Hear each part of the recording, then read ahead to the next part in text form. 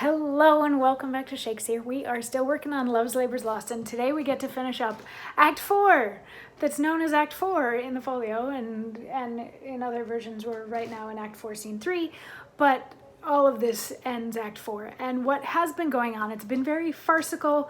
We had Berowne and then the king and then Longueville and then Dumaine come and read their sonnets and then jump into bushes, and then they jumped all back out in the opposite order to go, haha, I heard you, haha, I heard you, until they realize that all of them are in love except for Berowne. Berowne is found out because Jaconetta and Costard show up with the letter that Berowne had given to Rosalind, and they don't get a chance to read it because Berowne starts ripping it up, but they look at the little scraps of paper and they see that it's a letter from him to someone, and then he admits that he's in love with Rosalind. So then they're like, all right, the other three tease him for loving Rosalind because apparently she's not all that pretty, and he's like, okay, but fine, whatever, we're all in love, this is a thing. And the king's like, all right, yes, we are all in love, Berowne, it is now up to you to tell us why that's okay. And they're like, yeah, we kind of really need someone to tell us that we're not all going to hell for breaking our oaths right now, and that we're not totally forsworn and horrible people. And Berowne says, oh, 'tis more than need. How about you then, affection's men-at-arms?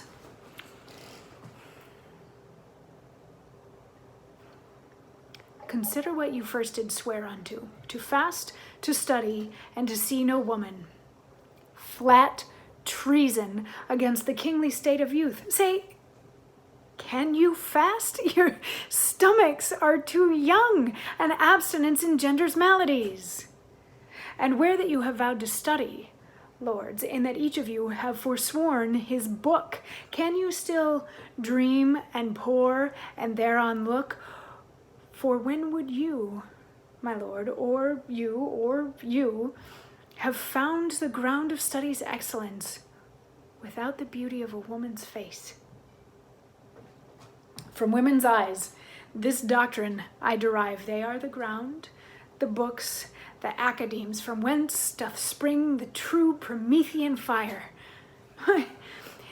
Universal plodding poisons up the nimble spirits in the arteries, as motion and long-during action tires the sinewy vigor of the traveler. Now, for not looking on a woman's face, you have in that forsworn the use of eyes, and study too, the causer of your vow. For where is any author in the world teaches such beauty as a woman's eye? Learning is but an adjunct to ourself, and where we are, our learning likewise is. Then when ourselves we see in ladies' eyes with ourselves, do we not likewise see our learning there? We have made a vow to study, lords, and in that vow we have forsworn our books. For when would you, my liege, or you, in leaden contemplation have found out such fiery numbers as the prompting eyes of beauty's tutors have enriched you with? Other slow arts entirely keep the brain, and therefore, finding barren practicers, scarce show a harvest of their heavy toil. But love, first learned in a lady's eyes, lives not alone immured in the brain, but with the motion of all elements, courses as swift as thought in every power, and gives to every power a double power above their functions and their offices. It adds a precious seeing to the eye. A lover's eyes will gaze an eagle blind. A lover's ear will hear the lowest sound when the suspicious head of theft is stopped. Love's feeling is more soft and sensible than are the tender horns of cockled snails. Love's tongue proves dainty Bacchus gross in taste. For valor, is not love a Hercules, still climbing trees in the Hesperides? Subtle as Sphinx, as sweet and musical as bright Apollo's lute strung with his hair. And when love speaks, the voice of all the gods make heaven drowsy with the harmony. Never durst poet touch a pen to write until his ink were tempered with love's sighs. Oh, then his lines would ravish savage ears and plant in tyrants mild humility. From women's eyes, this doctrine I derive. They sparkle still, the right Promethean fire. They are the books, the arts, the academes that show, contain, and nourish all the world, else none at all in aught proves excellent.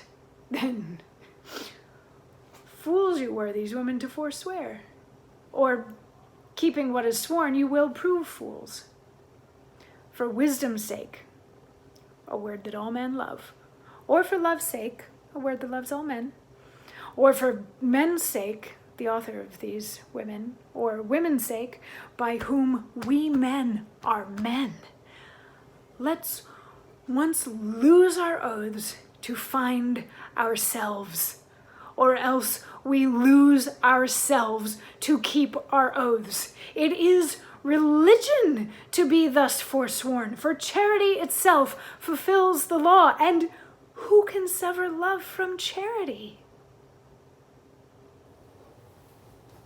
So it's a very long monologue. It's maybe the longest monologue that exists in Shakespeare. And he has a lot to say. And if you happen to be playing Berowne, you could probably spin this either that he knows what he's going to say before it goes, or that he's coming up with all these new ideas about how to justify the fact that they've fallen in love and want to pursue their loves. And he's coming up with all this stuff as he goes along, and it's just sort of tumbling out of his mouth. But it is kind of a beautiful piece. Like, he talks about, let's go back and take a look at the beginning of it. He says that these things that they swore to were stupid in the first place because there's things that they couldn't swear to.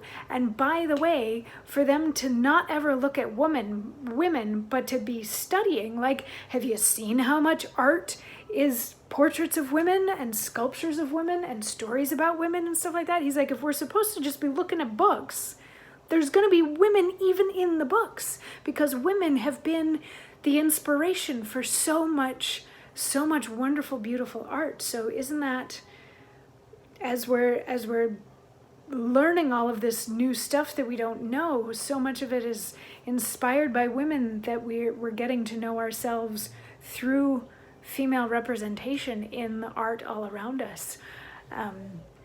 And if you were studying things that didn't have anything to do with women, you'd probably get really bored and you wouldn't get very far, and you would lose patience with it. But to be inspired by women, and then to take it even further, to fall in love, to allow yourself to fall in love. Love opens up all of your other senses and makes all of the other things around you so much more bright and enjoyable and wonderful, and it just sharpens everything about life and existence to be in love. So how silly is it that we sat down and said that we were going to study, but we tried to close ourselves off from love and from women, which, if we allow ourselves to love women, then we get to know ourselves better.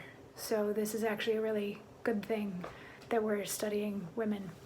And yes, it is very heteronormative, but he does make a point. I mean, a lot of early art was portraits of women of one sort or another. So anyway, the other three think that this is all fantastic, and they are very much on board with this because it means that they can all be in love. So they're like, okay, now that that's all settled and we're not terrible people and we're not going to hell for falling in love, let's go find our ladies and woo them, and let's come up with some fun way to entertain them, and then they'll fall in love with us and that sort of thing. So they go off to make plans to entertain the ladies, and thus ends Act 4. And I will see you tomorrow as we dig into Act 5. Mwah.